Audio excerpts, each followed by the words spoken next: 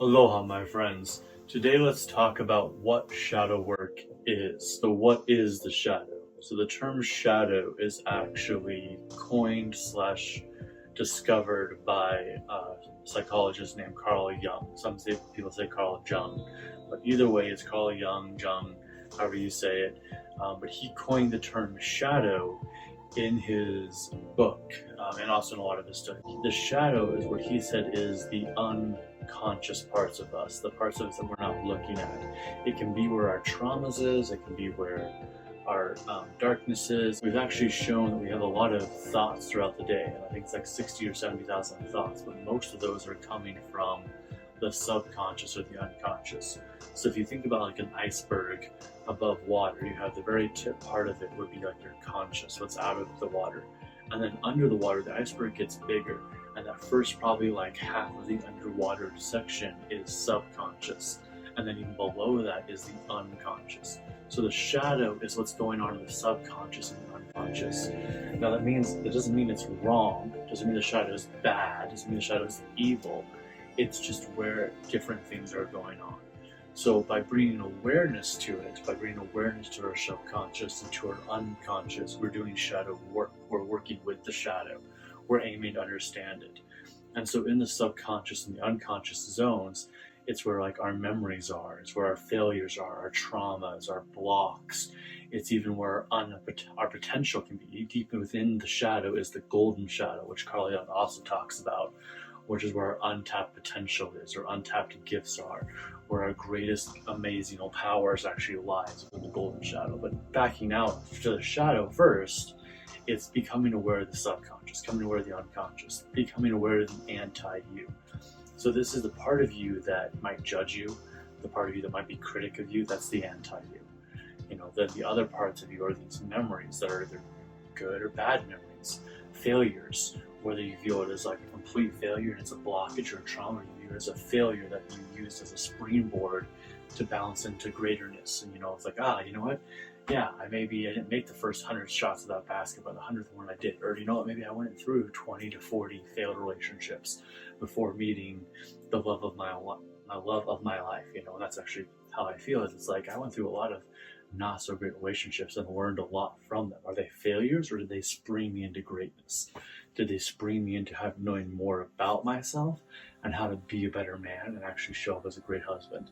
So, that's where failures are. Trauma, whether it's a trauma that is something that's still a wound we hold on to, or a trauma that's just a fact, where blocks exist, or blocks of things keeping us from raising up our consciousness. So like the consciousness scale, which we know about from Dr. Hawkins, but also in general blocks that keep us from being mentally clear, blocks that keep us from being emotionally clear, blocks that keep us from being spiritually clear, or even blocks within the physical body that are holding us back. Even though sometimes physical sickness can actually be a symptom of what's going on in the mental and the emotional. It can spring into that. Just like when you feel sick, your emotional body and your mind don't always feel the greatest. And sometimes we can be mentally disharmonized or emotionally disharmonized, and that can lead into physical disharmonization. So you have it on a spiritual level, and it works its way down. But anyways, going into the shadow, you become aware of that. You can clear that up. You can remove the mental, emotional clarity blocks and raise your vibration, raise your consciousness, but also live a more clear life. So a couple of myths about shadow work that comes up a lot.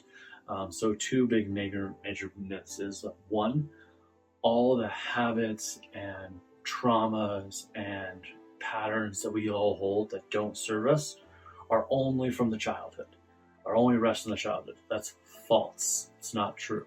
Yes, our childhood affects us. Yes, the things we went through there taught us a lot about how we are, taught us lessons, taught us a lot of shaped a large portion of us, even up to how much we were able to individuate. But also some of the things that are happening in the shadow, some of the aspects of us that exist there are things that we might have just learned a couple of years ago. Maybe something that happened to us 3 years ago changed our habits. Something that happened to us a year ago changed who we are. It's a shadow we're carrying around. It could even be something from our teens or early adulthood, or something that happened 6 months ago, or it could be all the way back into a past life kind of shadow stuff. But not all things are just the childhood is where the shadow or traumas exist. Be open to recognizing patterns you have that don't serve you can be anywhere in the subconscious, unconscious, can be in the past, and can even be things you're unconsciously teaching yourself right now in the present moment. The second major myth that a lot of people I hear talk about is that the shadow is negative. Okay? The shadow is not negative. Darkness is not bad. It's not this huge evilness. You could think of it as negative if you think about it in the way of protons and neutrons, where neutrons are negative energy, or they're just minus, they're neutral in a lot of ways, they're negative, and protons are positive. But you need so many neutrons and you need so many protons and electrons to make elements, like to make hydrogen, to make oxygen, to make steel, to make lithium, to make copper, to make helium. The entire periodic table is made up of elements that is created by neutrons and protons, positive and negative. So you need that kind of positive and negative to create the reality in which we exist. But the shadow is not evil. It might be uncomfortable, but if you like to think about it, these are the two ways I like to think about it. Is one, if you think about an arrow on a bow and arrow, and you pull the arrow back, farther you pull back the arrow into behind you, faster and brighter the arrow will go. So more you pull the arrow back into the darkness, more you go into the shadow, deeper into the shadow you go, faster and more direct and more brighter and beautifuler can your arrow fly, can your life fly. As well as, the other thing I like to think, and this is where it gets a little woo-woo, but this is one of my beliefs, is that divinity wastes nothing. That the divinity, whatever source is, whatever great spirit is, whatever you want to call it, whatever deity you believe it to be, it wastes nothing. It is 100% always conspiring in our good in some way.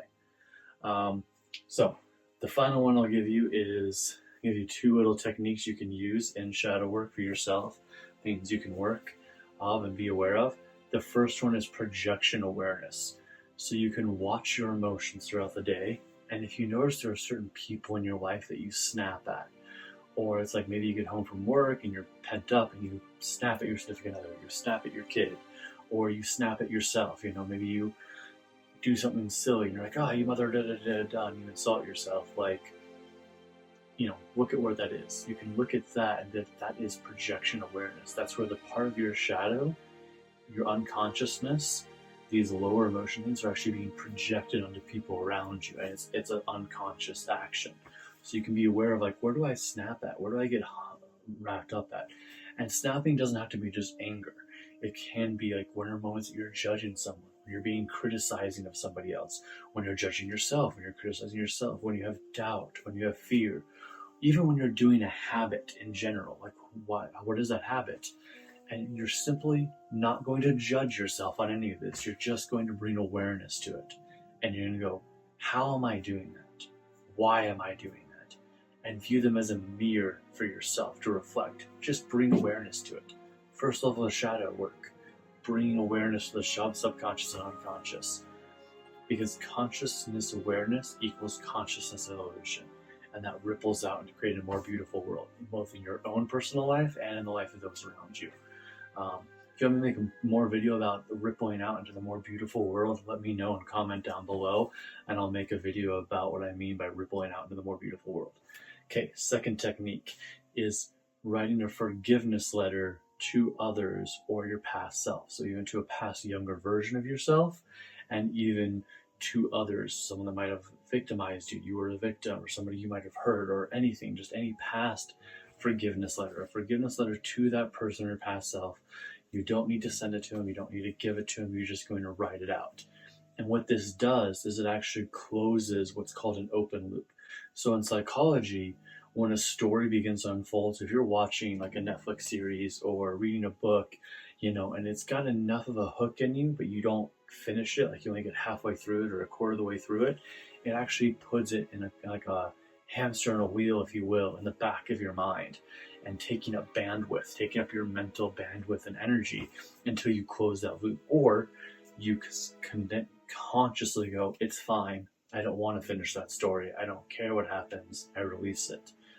But open loop is forgiveness too. So energies we're still hanging on to, people that might have hurt us, people we might have hurt, or just past situations that we're not proud of or we don't like, that are keeping us maybe in shame and guilt, or maybe even like making us angry, or even moments we might feel a little prideful or sad about. We can write a forgiveness letter to it that actually closes the open loop and stops burning that bandwidth in the back of your mind and frees you up your mental capacity, which allows you to see things more clearly and more perspectively and actually have more energy, less headaches. Your body position is probably better. Your body feels better.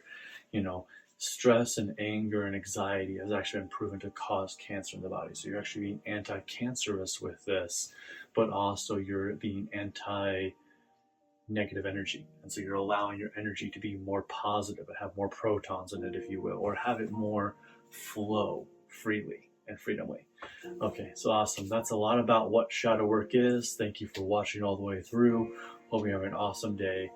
Some other videos are going to pop up here that are really good high vibration. You're probably like a breath work you can go do if you want to really shift up your energy and so forth. And some other videos about shadow work. So those are probably popping up right now. Hope you're having a great day. Peace, love, namaste.